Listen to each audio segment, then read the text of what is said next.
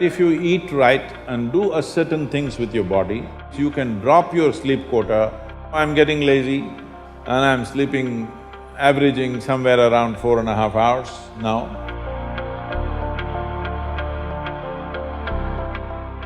What type of food we should eat so that our life reaches its full potential for a college or a school-going student? So what kind of food? We must understand this. Food is not a religion, food is not a culture, food is just the fuel for this machine. Yes? There may be cultural aspects to the tastes, there may be even religious tinge to the food over a period of time, but essentially food is fuel for this body. So with what kind of food will it function with minimum struggle within itself and maximum impact? So suppose you buy a petrol car and pump diesel into it, it may still roll around but not at its optimum. Similarly, various foods you can eat and still somehow it functions. But those communities which have eaten with care, you can clearly see a distinct difference in the way they function, the levels of intelligence and whatever. So in India, we prescribed food for different people in different way. If you're doing menial jobs, you eat one way because you need physical muscle. If you're doing other kinds of trading and other kinds of activities, you eat another way. If you're a fighting class, you eat differently. And now if you're into education, spiritual process and subtler aspects of life, then you eat differently. If you're in education, one of the greatest challenges is to stay focused on something. The goddamn textbook, I'm sorry. The wonderful textbook that is written for an average intelligence. It's a common prescription. It's not written for the brilliant student. It is written in a way that it's a common prescription, everybody gets it. But that textbook, how much effort it is taking for a whole lot of people? How they have to read it 10 times to get it? But you lie down in your bed and read a love story, you remember every word, huh? Yes or no? How come? So you don't lack memory, you don't lack focus. It is just that textbook and you, chemistry is not working. So, what you need is a higher level of focus, a higher level of involvement. And another great enemy for a student is, because this textbook is such a tranquilizer, the moment you open it, go to cinema till 2 AM you're up, open the textbook at 9 o'clock, right there, you smash into it. So sleep is another big enemy. So what kind of food do you eat so there is no inertia in the body?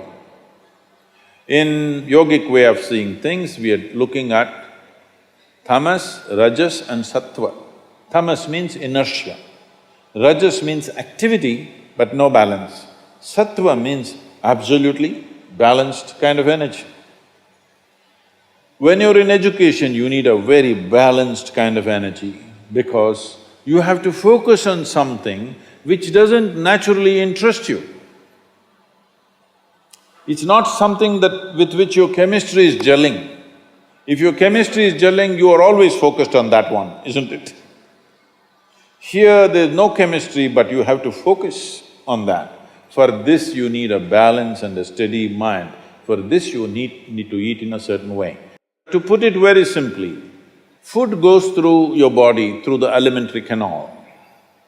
From your mouth to your anal outlet, there is a pipe. Through this it runs, going through various stages of digestive process. Many of you are biology people, right? So, it goes through the alimentary canal. Now it begins with the lip. Here, if you look at this, all the herbivores and carnivores. If you look at the animal kingdom, there are herbivores and carnivores are two main segments of animals in the world. One eats vegetable matter, another eats meat. If you look at the alimentary canal, the way it is built, between herbivores and carnivores, there's a distinct difference. Everything in the human being suggests that you are naturally a herbivore, but for the sake of survival, we became carnivores. If you look at the jaw movement, all the carnivorous animals have only cutting action. Herbivores have cutting and grinding action. There are molars, but carnivores don't have widespread molars, they have just incisors, canines, and everything looks like cutting teeth. So they do only this. All the herbivores do grinding. What do you have? Both.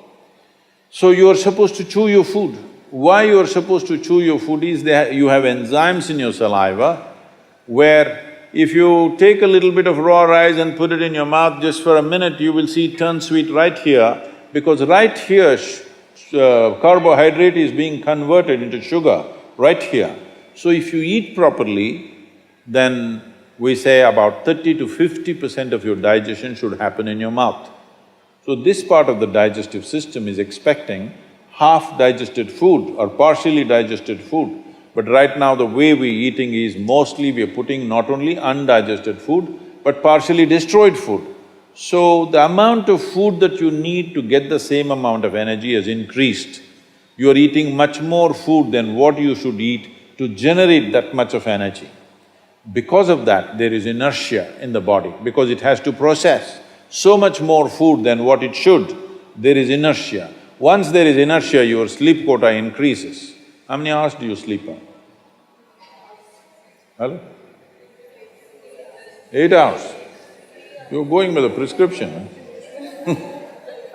huh? See, this is not that you must deny yourself sleep, that's not the point.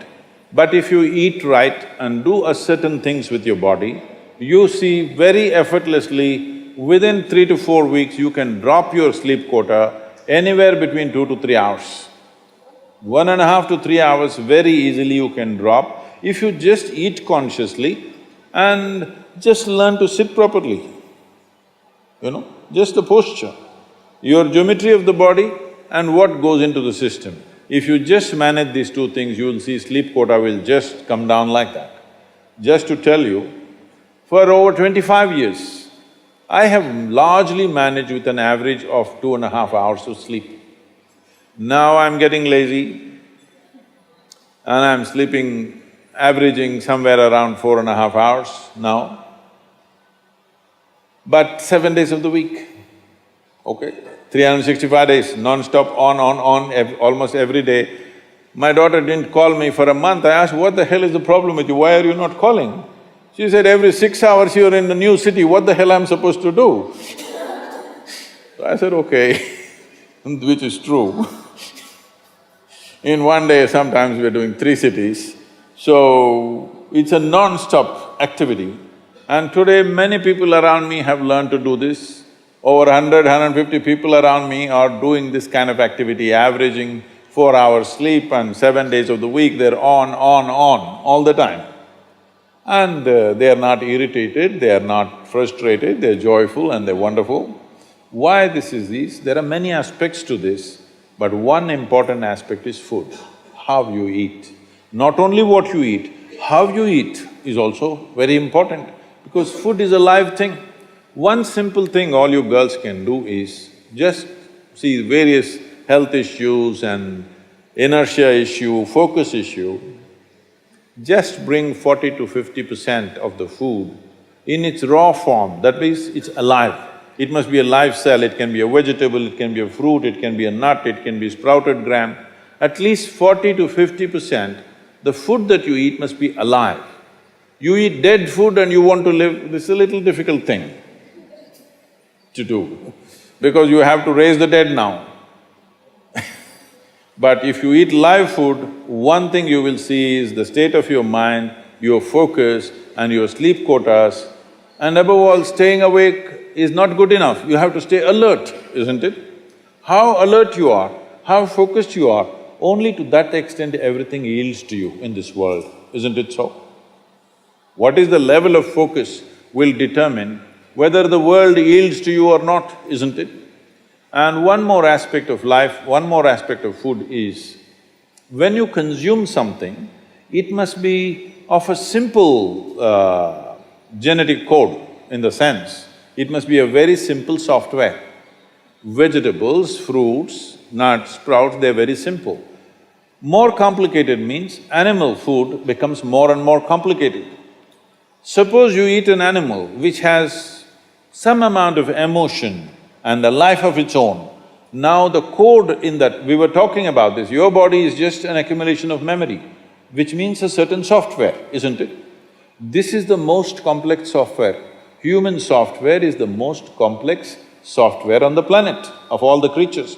So if you eat an animal, particularly a mammal, if you eat, it has a similar kind of complexity, maybe not as complex as this, similar level of complexity because it has thought and emotion of its own.